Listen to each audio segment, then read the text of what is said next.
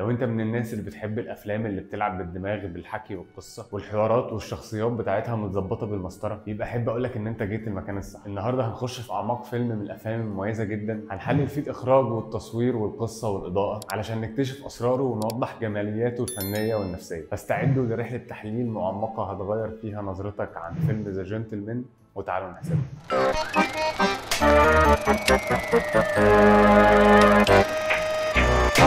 ايه حكايه ذا جنتلمان وليه الاسم ده بالذات؟ تعالى نبدا من الاول خالص، من اسم الفيلم نفسه. الاسم لوحده فيه سخريه سودة كده ومفارقه غريبه قوي. الفيلم بيتكلم عن عالم الجريمه المنظمه، عالم المخدرات والخيانه والقتل. طب ازاي بقى شخصيات ممطوطه في العالم الوسخ ده بيقولوا على نفسهم ذا جنتلمان؟ هنا بقى بتبان عبقريه جاي ريتشي حتى في اختيار العنوان، وهو عايز يقول لك ان حتى في اقذر طبقات المجتمع في قواعد معينه، في نوع من الشرف الملتوي كده، في ناس بتلتزم بكلمتها، وفي نوع من الاناقه والفخامه المزيفه اللي بتحوط الفساد ده. كل واحد فيهم بيشوف ان هو جنتلمان بطريقته، وبيعتبر نفسه الاذكى والاشرف حتى لو كان غرقان في الدم والخيانه. والعنوان ده بيحطك في مود الفيلم من قبل ما تشوف اي حاجه، وبيخليك تسال نفسك هو ايه تعريف الجنتلمان في العالم ده؟ هل هو اللي بيكسب، ولا اللي بيلعبها صح، ولا اللي بيطلع منها سليم؟ وعلشان نفهم قد ايه الفيلم ده معمول صح، لازم ندخل شويه في اسراره وكواليسه، ونعرف قد ايه كل مشهد وراه مجهود كبير قوي. فجاي ريتشي معروف باسلوبه السريع في الكتابه، لكن فيلم ذا جنتلمان خد منه شويه وقت في تجهيز السيناريو. هو كان عايز يوصل للتركيبه المعقده دي من الشخصيات والخطوط الزمنيه اللي داخله في بعض، علشان كده قعد فتره طويله يعمل بولش للسيناريو لحد ما وصلنا للنسخه اللي احنا شفناها. وبعد افلام ضخمه بميزانيات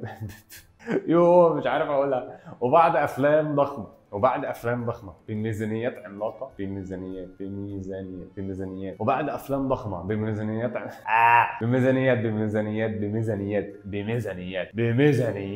لا مش هينفع كده. وبعد افلام ضخمه بميزانيات عملاقه زي فيلم كينج ارثر وفيلم علاء الدين، فجاي ريتشي قرر يرجع لافلام صغيره، او بمعنى اصح افلام ميزانيتها مش ضخمه، ويركز على القصه والحوار والاكشن المتظبط. وده اللي خلاه يطلع تحفه فنيه زي دي. واختيار الممثلين كان واحد من اهم اسباب نجاح الفيلم. فعندنا ماثيو ماكوني وتشارلي هانم وهيو جرانت وجيريمي سترونج، فكل واحد فيهم كان اختيار مثالي للدور. ففي مشاهد كتير في الفيلم تحس انها طبيعيه جدا ومكتوبه بحرفيه عاليه، لكن في الحقيقه جزء كبير منها كان ناتج عن ارتجال الممثلين في اللحظه نفسها. فجاي ريتشي بيشجع الممثلين على الارتجال وبيسيب مساحه للابداع، وده اللي خلى الحوارات غنيه ومختلفه. فمثلا المشهد اللي بيحكي فيه فليتشر قصته ده كان جزء كبير منه ارتجال. فيعني الخلاصه ان كان في شويه عناصر كده محطوطه مع بعض عملت فيلم في غايه الروعه. ندخل بقى في النقطه الاهم، اسلوب الاخراج. جاي ريتشي الراجل اللي عنده مدرسه خاصه بيه، ليه اسلوب بتاعه كده هو لوحده. يعني لو شفت فيلم وما تعرفش ان هو بتاع جاي ريتشي تقول الفيلم ده بتاع جاي ريتشي. بس ايه بقى اللي بيميز اخراجه في ذا جنتلمان بالذات؟ اولا الحكي الغير خطي، مبدئيا دي علامه مسجله لجاي ريتشي. وفي نفس الوقت القصه اصلا بتتحكي من وجهه نظر فليتشر اللي بيحكيها اصلا لراي، وده بيدي للفيلم طبقه زياده من التعقيد والمتعه. فالحكي الغير خطي ده بيخليك دايما على اعصابك، وكل معلومه بتجيلك بتحطها على معلومه ثانيه زي البازل كده علشان تقدر تجمع الصوره النهائيه في دماغك. وده بيشد انتباه المشاهد وبيخليه مركز في الفيلم علشان ما يفوتوش ولا تفصيل. تاني حاجه المونتاج السريع. فالمشاهد بتتنقل بين بعض بسرعه، فساعات مثلا بننط بالزمن، وساعات بيبقى فيه مونتاج متوازي بيقدر يفهمنا حاجتين بيحصلوا في نفس الوقت، وده بيخلي الفيلم ممتع والقصه ما تقفش اللحظه. وجاي ريتشي بيستخدم المونتاج في ان هو يبني ايقاع الفيلم، فبيخليك تحس انك في سباق مع الاحداث، وكل ده في الاخر اكيد بيخدم القصه وبيخلي عينك مش عايزه تتشال من على الشاشه. فالمونتاج هنا مش مجرد قص ولزق، ده فن في حد ذاته بيساهم في بناء الشخصيات والاحداث. ثالث حاجه الحوارات الذكيه. فحوارات جاي ريتشي مميزه جدا. يعني انا اكتر 2 مخرجين بحب حواراتهم والديالوجز بتاعتهم في الافلام، تارانتينو طبعا في الاول وبعد كده جاي ريتشي. فالمهم ان اكيد الديالوجز هنا مش مجرد كلام بيترص كده، لا دي حوارات فيها سخريه وفيها تهكم وفيها دارك كوميدي، وبتقدر من خلالها تكتشف الشخصيات وعلاقتهم ببعض. فكل كلمه محسوبه وكل ديالوج ليه معنى. فالحوار في فيلم ذا جنتلمان ممتع لدرجه ان انت ممكن تتفرج على الفيلم تاني عشان تستمتع بالديالوج بس. فطريقه فليتشر وهو بيحكي القصه، او ميكي وهو بيتكلم عن قواعد اللعبه، دي حوارات هتفضل معلقه في دماغك. ورابع نقطه وهي العنف المتقن والانيق.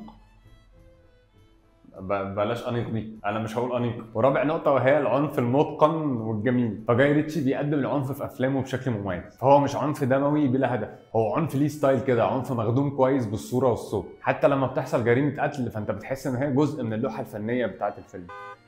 عدي فهو بيستخدم العنف كأداة حكي مش علشان يخض المشاهد ويفاجئه وخلاص. وخامس نقطة هي استخدام المزيكا. فاختيار المزيكا في الفيلم ده كان شيء عبقري، فهي بتخدم المشاهد بطريقة حلوة جدا، فبتعلي التوتر وبتضيف جو معين كده على الفيلم. ولو خدتوا بالكم ان المزيكا في افلام جاي ريتشي مش مجرد مزيكا بتعزز الاحساس بس، لا هي بتبقى في افلام جاي ريتشي بالذات مسؤولة بشكل كبير قوي عن ايقاع الفيلم. ونيجي لعنصر تاني اساسي من العناصر اللي كانت مميزة في الفيلم ده وهو التصوير. ففي الفيلم ده الكاميرا كانت بتتحرك كتير وما كانتش ثابتة معظم الوقت، وكانت بتفولو الشخصيات، وده بيدي انطباع للمشاهد ان هو جوه الاحداث وهو جزء من الحركة دي، وده طبعا بيخدم ايقاع الفيلم السريع وبيضيف حيوية كده للمشاهد. كل لقطة في الفيلم ده ليها تكوين بصري محدد، فيه اهتمام بالتفاصيل وتوزيع الشخصيات والعناصر جوه الكادر. ففي لقطات بتورينا الاناقة جوه عالم الجريمة، ولقطات تانية بتورينا القذارة اللي تحت الاناقة دي. فالالوان والظلال والاضاءة كل حاجة بتلعب دور في تكوين اللقطة، والمخرج بيستخدم الكلوز اب شوتس بطريقة فعالة جدا علشان يورينا تعبيرات وشوش الشخصيات ويحسسنا بالغضب والتوتر. فالكلوز اب شوتس على العيون وعلى الوشوش بتضيف عمق نفسي للمشهد وبتحسسك بالشخصيات اكتر. والفيلم بيستخدم زوايا تصوير متنوعة، من اللقطات العالية اللي بتوريك الصورة الكاملة للمشهد للقطات اللو انجل او الواطية اللي ممكن تحسسك بضعف او قوة الشخصية. فكل زاوية تصوير ليها هدف وبتوصل رسالة معينة للمشاهد. والاضاءة كمان كانت عنصر اساسي لبناء المزاج العام للفيلم واظهار الابعاد النفسية للشخصيات. فالمخرج ومدير التصوير اختاروا اضاءة يكون فيها كتير من الكونتراست والشبه، وده بيخلق جو من الغموض والتوتر. ففي مشاهد بتعتمد على الاضاءة الخافتة اللي بتحسسك ان في حاجة مش مظبوطة او في سر على وشك ان هو ينكشف. والمخرج كمان بيستخدم الوان اضاءة مختلفة عشان يعكس مزاج المشهد. فالالوان الدافية زي الذهبي والاصفر ممكن يستخدموا في مشاهد بتعكس الطرف والاناقة، والالوان الباردة زي الازرق والرمادي ممكن يستخدموا في مشاهد التوتر والخطر، وده بيضيف طبقة بصرية جمالية للفيلم. والمخرج ومدير التصوير بيخلطوا ما بين الاضاءة الطبيعية والاضاءة الصناعية علشان يخلق واقعية معينة للمشاهد، وفي نفس الوقت يدينا طابع سينمائي مميز. وفي بعض الاحيان الاضاءة بتستخدم كرمز، فمثلا ممكن ضوء يبقى مسلط على شخصية معينة علشان تبروزها، او اضاءة خافتة ممكن تخفي جزء من المشهد عشان تضيف غموض. فعامة الاضاءة ليها دور مميز في الحكي البصري للفيلم. والفيلم كمان بيغوص في اعماق النفس البشرية علشان يكشف دوافع الشخصيات الغامضة. فكل شخصية للفيلم بتسعى للسيطرة والقوة، سواء كانت سيطرة على امبراطورية المخدرات او سيطرة على معلومات او سيطرة على مصيرها الخاص. فالصراع ده هو المحرك الاساسي للاحداث، وبيخليك تشوف الانسان قد ايه ممكن يعمل اي حاجة علشان يحافظ على السلطة دي او علشان يكسب اكتر. كل الشخصيات ليها اخطائها وكل شخصية ليها كود الشرف الخاص بيه، حتى لو كان الكود ده مليان تناقضات. فالفيلم بيورينا ان في عالم الجريمة ممكن تكون المبادئ مرنة جدا، وان الجنتلمان ممكن يكون اسوأ من اي حد تاني. بس الفيلم بيسيبك تفكر في مفهوم الجنتلمان نفسه، فهل هو اللي بيكسب